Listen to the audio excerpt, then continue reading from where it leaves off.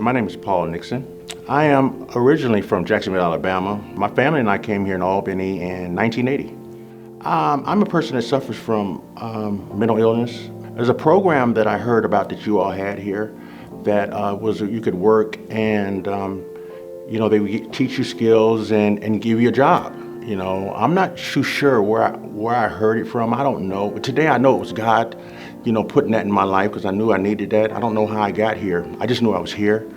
And it was just an amazing experience. And I started back in the warehouse, and it gave me a sense of self-worth, that I could work, even though I wasn't as spiritually fit and mentally fit in my recovery then.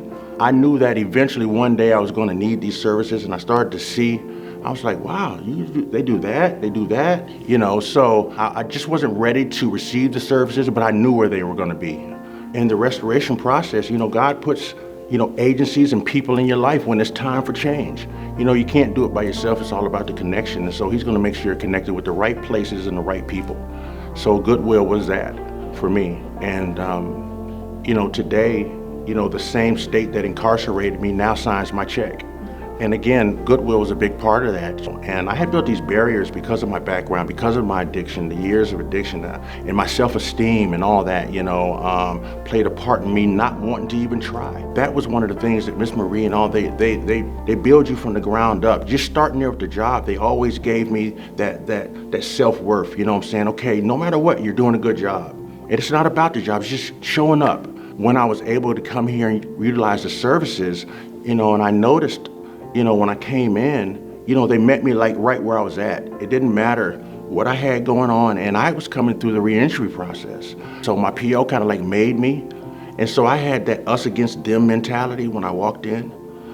So they were so instrumental in breaking down the barriers and just making me feel like, okay, you're in a safe place, it's all good. Now, let's see what you need. I was able to put together a very professional resume, and it got me an interview with the state agency here, Aspire Behavioral Health. But needless to say, I was very, very unprepared for that. When you say nervous, I was, afraid. I had still some of those barriers I had placed in my own head, and so I came and you all gave me a mock interview. As if I was actually sitting there. And the questions, it was so crazy. The same questions that you all asked me, it was the same questions they asked me. So I was prepared. But the whole thing was, they kept reiterating that, Paul, you have this. They know sometimes when you walk through that door that you're not ready for certain services, but they say, just get here, we'll figure it out from there. And that's the main thing. And then there's hope at the end. Just don't give up. I can remember I thought I didn't want to live. I thought I wanted to die, but it wasn't that. I just didn't know how to live. And I didn't want to live the way that I was living. So a lot of times we'll claim we're suicidal. It's not so much that. I just want the pain to stop.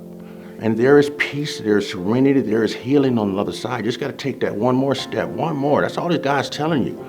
Not no more backwards, that one more step. And when I did that, everything changed.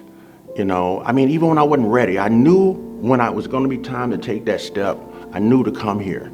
Because I had so many barriers when I walked in here that I had created in my own. My background, my addiction, my mental health diagnosis, my relationships, I don't have a job. I came in catastrophizing from the gate. But each one, they took the time and knocked down one at a time. And trust the process, because it's not going to happen. You didn't become that overnight. You're not going to heal in overnight.